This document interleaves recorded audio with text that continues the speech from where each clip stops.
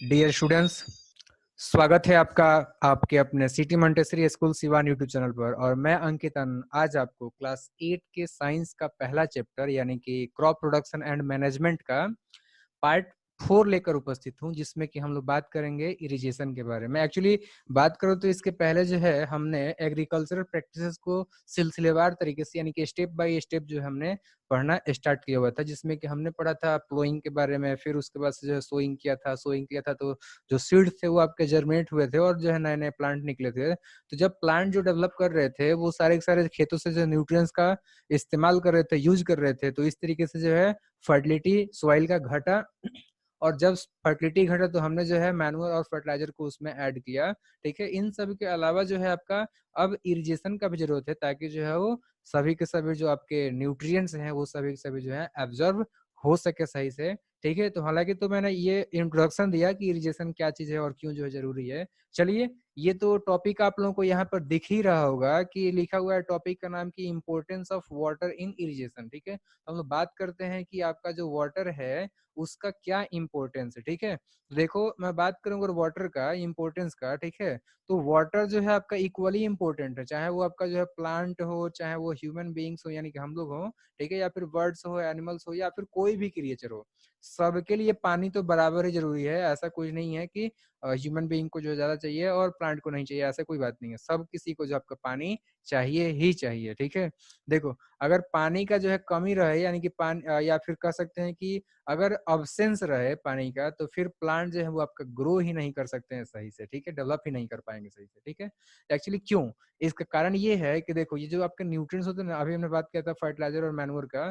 ठीक है, तो वो सभी के सभी जो न्यूट्रिएंट्स होते हैं वो एक्चुअली कैसे जाते हैं उनके बॉडी के अंदर में, तो वो जो है आपके डिजोल्व फॉर्म में जाते हैं, पानी में घुल जाते हैं। और पानी ही आपका जो है उनके बॉडी में जब एक जगह से दूसरे जगह तक जाता है, यानी कि एक पार्ट से दूसरे पार्ट में जाता है, तो उसी के साथ साथ में न्यूट्रिएंट्स जाते हैं।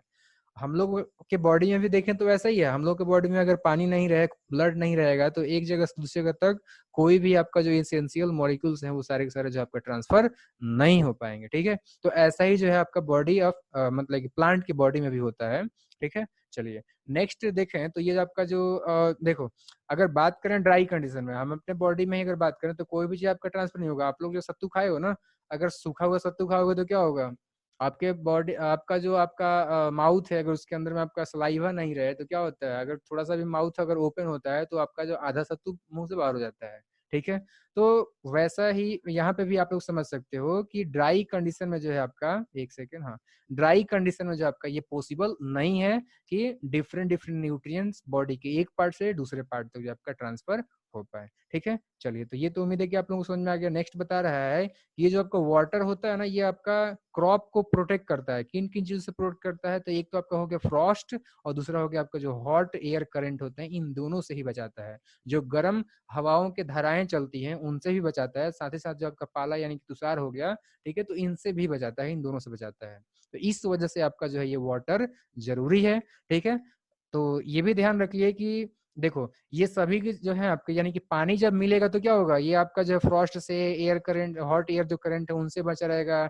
न्यूट्रिएंट जो है बॉडी के डिफरेंट यानी कि वेरियस पार्ट में जो आपके ट्रांसफर होंगे, और जब ट्रांसफर होंगे तो वो जो आपका जो प्लांट है वो आपका हेल्दी रहेगा। तो हेल्दी क्रॉप के लिए, प्लांट के लिए जो है वाटर रेगुलर मात्रा में जो है मिलना उसका जरूरी है। ठीक है, इसलिए हम लोग क्या करते हैं कि पौधों को जो है रेगुलर वाटरिंग करते हैं। ठीक है, चलो, तो ये जो आपका रेगुलर वाटरिंग का मैंने एक टर्म, एक जो है मैंने शब्द का उच्चारण किया ना, इसी को हम बोलते हैं इरिगेशन। ठीक है, रेगुलर जो वाटरिंग हम लोग करते हैं प्लांट को, यही कहलाता है इरिगेशन। जैसा कि आप लोग जो है यहाँ पर डेफिनेशन देख भी सकते हो कि लिखा हुआ है कि water so provided to crops at different times is called irrigation. ठीक है, तो रेगुलर टाइम में हम लोग जो है प्लांट को वाटरिंग करते हैं, यही आपका कहलाता है इरिगेशन। मुझे उम्मीद है कि इरिगेशन क्या है, ठीक है, और वाटर का जो आपका क्या इंपॉर्टेंस है ये आपको समझ में आ गया। तो चलिए बात करते हैं कि इरिगेशन जब जरूरी है और हम लोग जो है मतलब कि इरिगेशन करते हैं, रेगुलर वाटरिंग करते हैं, तो फिर इरिगेशन का जो आपका सोर्स क्या है। ठीक है, सोर्स ऑफ इरिगेशन की बात करते हैं। देखो कैनल्स हैं, या फिर जो आपका रिवर हो गया, पॉन्ड्स हो गया, वेल्स हो गया, ट्यूबवेल्स हो गया, लेक हो गया, ठीक है, या फिर डैम्स हैं, ये सब जो है आपके कॉमन जाने पहचाने जो आपके सोर्स ऑफ इरिगेशन है। ठीक है, अब बात करते हैं इरिगेशन का सोर्स। जब हमने बात कर लिया तो अब हम बात करते हैं कि कौन कौन से तरीके हैं, तो एक्चुअली इरिगेशन का आपके जो है दो मेथड्स हैं, एक है आपका ट्रेडिशनल और दूसरा है आपका जो है मॉडर्न। ठीक है, तो पहले हम लोग बात करेंगे ट्रेडिशनल मेथड्स के बारे में और फिर बात करेंगे हम लोग मॉडर्न के बारे में। तो पहले बात करते हैं हम लोग ट्रेडिशनल मेथड्स ऑफ इरिगेशन। ठीक है, तो देखो बात करेंगे ट्रेडिशनल, तो ट्रेडिशनल तो वो हो जाएगा ना जो हम लोग सदियों से करते आ रहे हैं। तो सदियों से कौन सा करते आ रहे हैं, जो आपका नेचुरल वाटर जो है on the surface of earth, on the surface of the अर्थ स्थित था, ठीक है, उसी का यूज करते हैं। जैसे कि वो आपका कहाँ नेचुरली पाया जाता है, तो पानी जो है आपका वेल्स में, लैक्स में, रिवर्स में आपका जो है नेचुरली स्टोर होता है। और जब स्टोर होता है तो उसको जो हम लोग अलग अलग तरीकों से क्या करते हैं कि लिफ्ट अप करके और फिर जो है उनको जिस प्रकार का जो रीजन होता है उसी के आधार पर जो डिफरेंट डिफरेंट हम लोग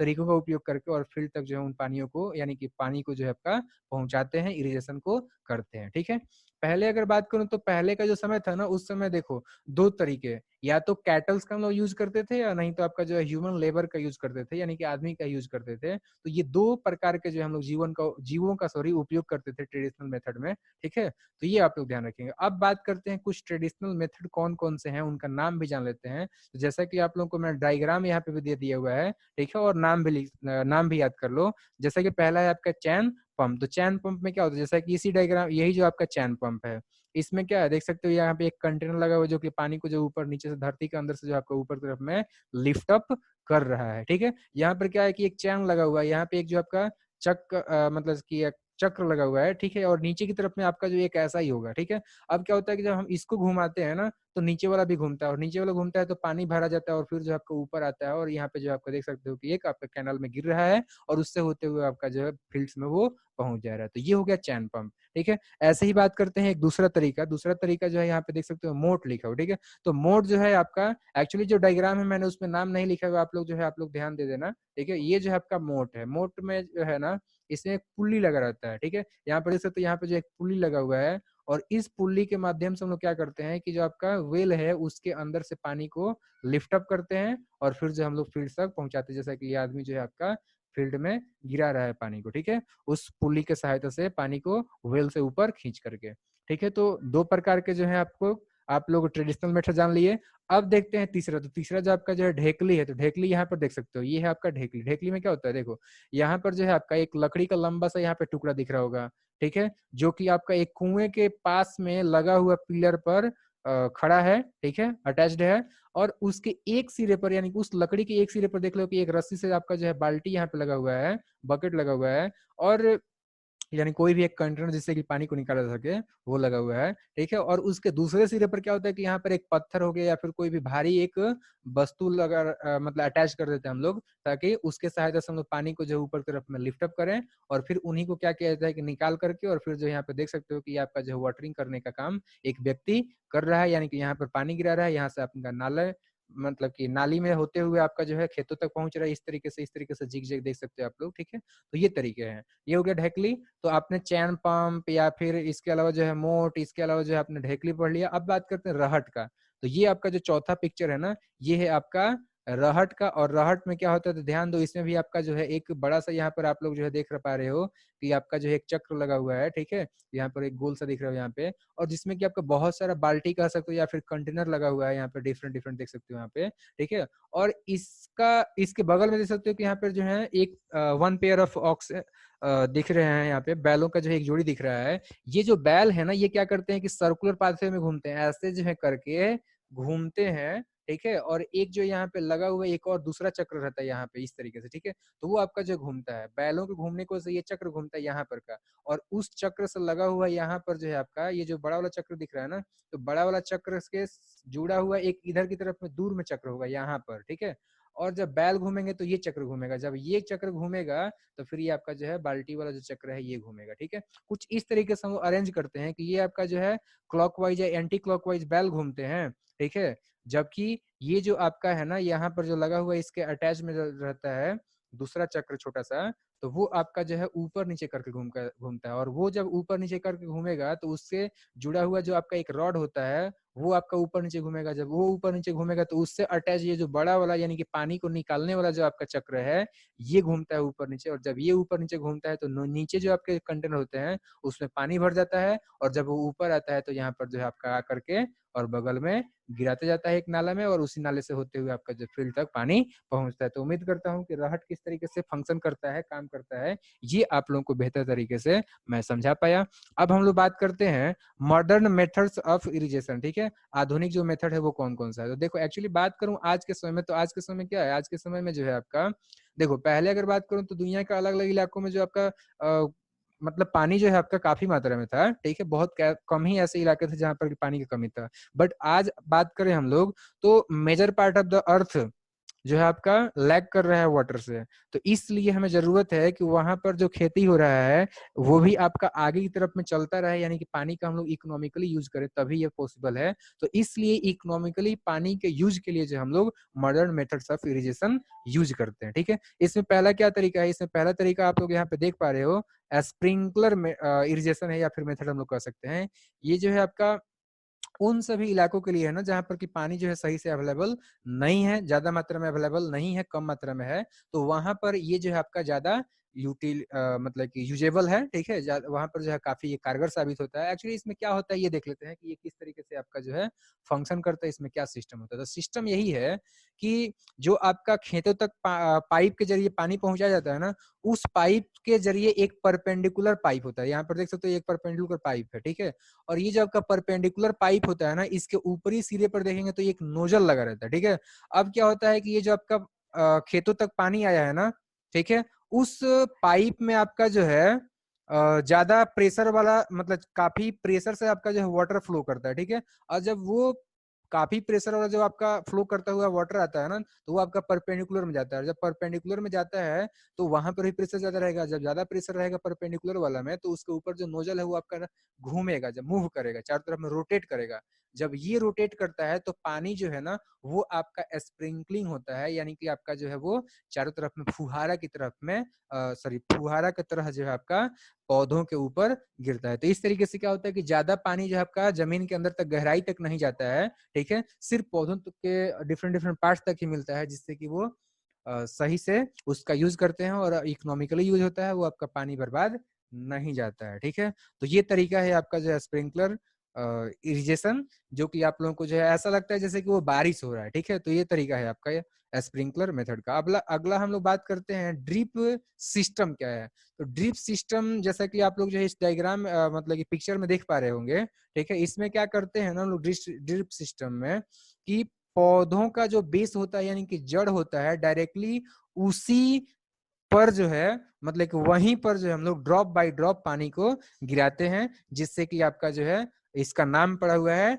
ड्रॉप सिस्टम। और ये जो है आपका जो फ्रूट प्लांट है या फिर गार्डन्स हैं उन सब के लिए वाटरिंग करने का एक बहुत ही अच्छा कारगर उपाय है, तरीका है। ठीक है, ये भी आपका वहां पर उपयोग किया जाता है जहां पर कि पानी का कमी होता है, यानी कि पुअर अवेलेबिलिटी होता है, वहां पर इसका यूज करते हैं। सिस्टम क्या है एक बार चलो मैं डायग्राम से यानी कि पिक्चर में बता दूं। तो देखो इस पिक्चर में आप लोग देख पा रहे हो कि एक लॉन्ग आपका जो है पाइप आया हुआ है, और इस लॉन्ग पाइप के जरिए क्या होता है पानी आया हुआ है। ठीक है, और वो आपका लॉन्ग पाइप में से एक और आपका जो है दूसरा पाइप निकल करके पौधों के जड़ों के पास में गया है, तो उसमें आपका डायरेक्टली जड़ों के पास में इतना ही दूरी तक पानी जाएगा। ठीक है, दूसरा बात करते हैं, इस पाइप से जो है एक दूसरा पतला सा पाइप निकल के दूसरे प्लांट के चारों तरफ में जो बेस पार्ट है, बेसल पार्ट है, वहां पर गया। ठीक है, इस तरीके से एक तीसरा हो गया यहाँ पर। ठीक है, तो इस तरीके से देख रहे हो कि हर एक प्लांट तक जो है आपका पाइप के माध्यम से हम लोग एक दूसरा, चलो एक और पाइप यहाँ पे मान लो कि हमने लाया, अब इस पाइप में से क्या करेंगे, एक पहला प्लांट होगा तो यहाँ पर हम लोग पानी पहुंचाएंगे दूसरे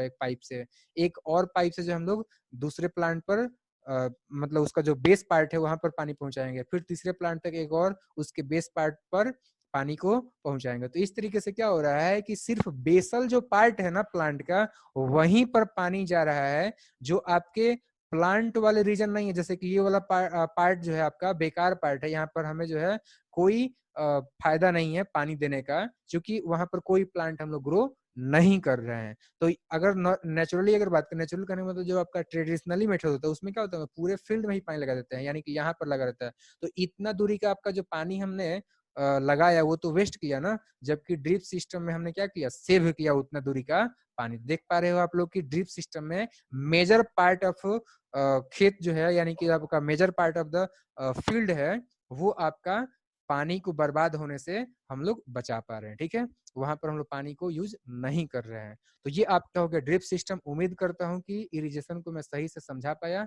थैंक यू वेरी मच।